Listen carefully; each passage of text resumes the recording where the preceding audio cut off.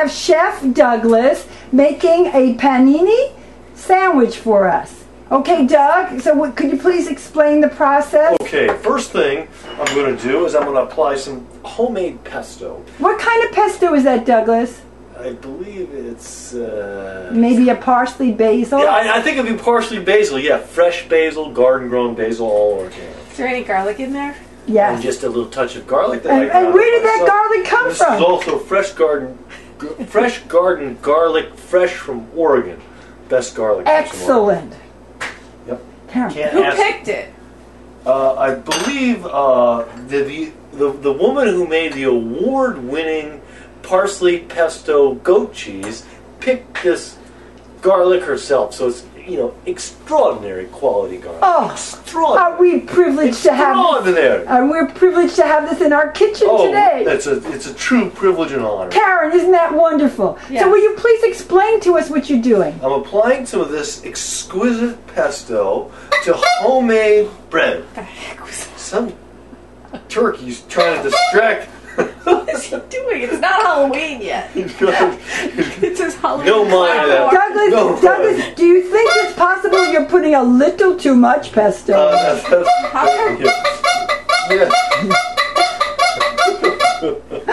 Is he even drinking? Never mind that. Sometimes when you're a master chef, you have to deal with distractions.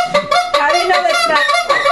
How do you know that's not spinach because it's green? Oh no, this is parsley pesto. This is the best parsley pesto in the business because I tasted it. That's what I was going to ask you delicious. next. That was my next question. There's no question about it. Maybe the chef should speed the process a little. Okay. What's your goal? I'm making a panini. This is called fresh garden panini. Now I'm going to add pieces of Gruyere cheese. Who gave us the Gruyere cheese? That's from my cousin Monica. This is first-class aged Gruyere cheese from Switzerland.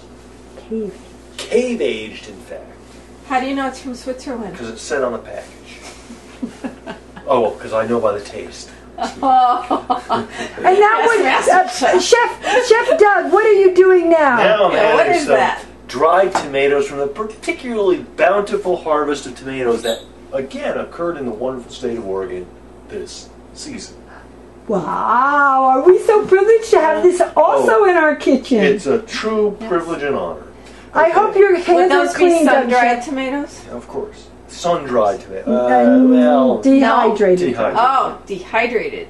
Okay. And now they didn't get enough water. I'm going to close this, and then I'm going to brush one side with olive oil. Why only one side? Because that's the side that I'm going to cook first. When I cook the second side, I will also brush that side with olive oil. And I generously brush, right, Doug? Yeah, of course, I'll generously brush this. Now, those of you at home who are going to try to make this is a quite sophisticated meal, so don't be disappointed if you can't duplicate this at your first effort. How come you need to do 2 coats of olive oil? I think that I didn't put enough olive oil in my first And effort. you didn't want it, maybe you didn't want it to stick. And I don't want it to stick. How do you know it's not going to get soggy? It won't. You'll see. You will see. Now, Now, I'm going to put the dish. Now that grill sounds kind of hot. This How do you is know you're not going to burn it? Well, because I've got it at exactly the right temperature. Get out of here! Look at this. Well, you know, when you're a master chef, you got to just ignore distractions. That looks actually very cute. I'm interested in the food. I'm interested in the food. I don't let anything distract me from the food. And maybe it would be a good idea to get a spatula so when you flip it over. Yeah, good thinking. Do you have to use a cans of chickpeas to hold it down, or do other cans suffice? Where is it? Karen, hold this. Not yet. Okay, so you need to press down. Yeah. And now I'm going to press down on this and cook it until it burns. Until it browns. And how will I know that? Because smoke starts coming up. Yeah, how am I going to know when it's brown? Well, it's possible that you... Possible... And how... It's possible we could just do a check. Okay, I'm going to do that. You sure you haven't been drinking? Yeah. Now, before you turn it, make sure, first check it. Questions when you're in an interview. Let's get stuck. No, I'm asking you. Oh yeah, that's ready to be turned. No, no, I no. gotta brush the other side with olive oil. Uh-oh.